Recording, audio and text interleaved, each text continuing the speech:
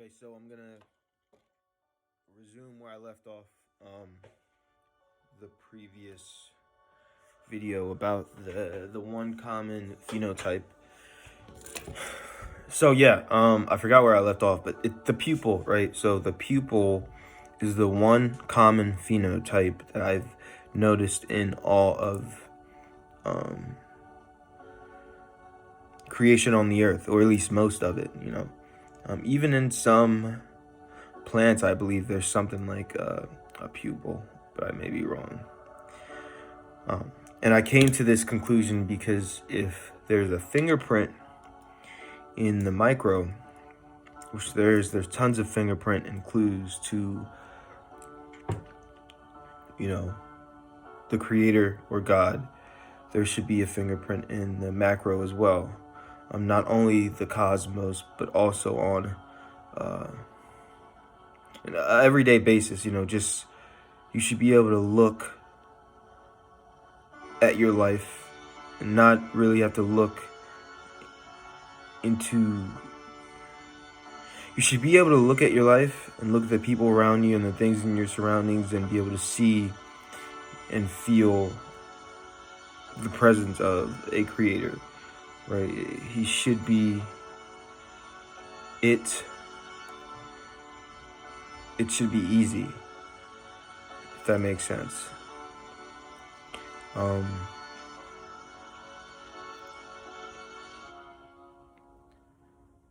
It should be easy, but I think oftentimes we overlook things.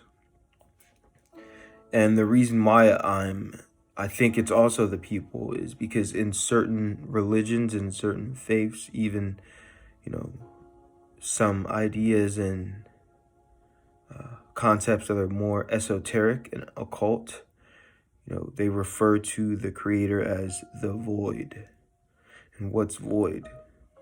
It's just darkness. It's nothingness, right? But nothingness isn't the nothingness we're, familiar with. I think in, Zen Buddhism or even Hermetism, nothingness is synonymous with absolute. So when you look into when you're looking into someone's eyes, or a dog or a cat or another creature, I think it's God's reflection. You're looking at yourself, a piece of yourself. They say the eye is the window to the soul.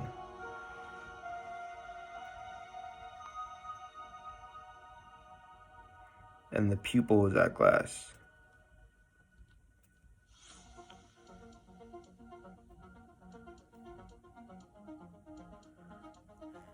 So I guess the eye is the window to the soul of the universe, the soul of the creator.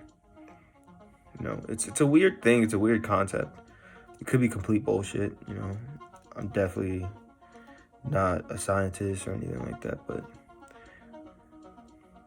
I think we spend most of our lives trying to find meaning, and I think God is the purest form of meaning. Although meaning can be, abstract and non-physical, it's kind of cool to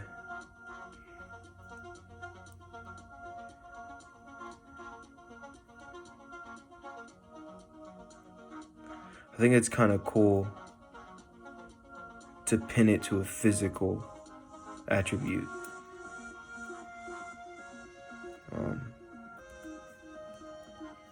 But yeah, that's just something I've been thinking about lately. The eye. Also with Egyptian mythology, the eye of Horus, the all-seeing eye, it's seeing everything because it's in everything. It's resembled in everything. Even aliens, when we depict them, have eyes, right? Whether they're blue or green or yellow or purple, there's still some aspect of black. There's still a pupil.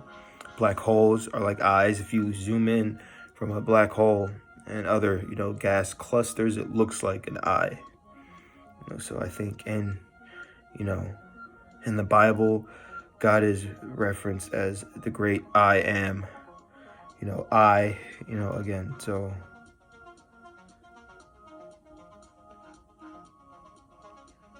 and the thing about I is you can't have I without you. So I think maybe, a long, long, long time ago, maybe God created the universe because, it was lonely. It needed a reflection. So, yeah. I mean, today's been a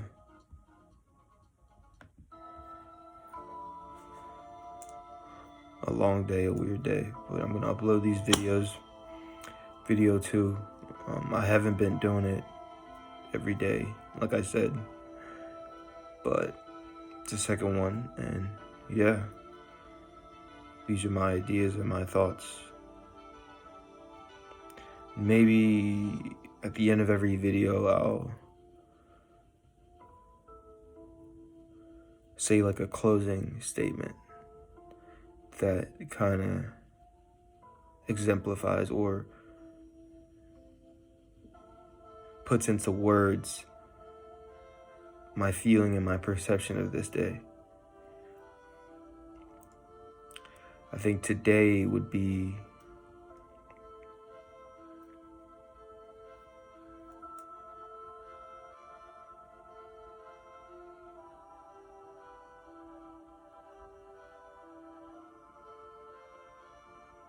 if you can think it, you can achieve it.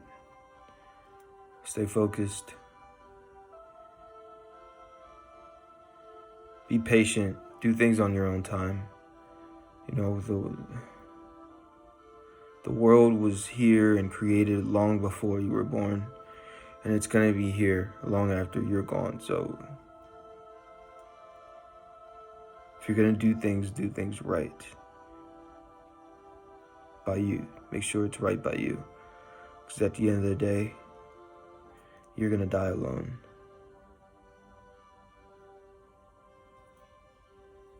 And that's not necessarily a bad thing, but just know that, at the end of the day, in this reality, in this construct, I really think there's just one,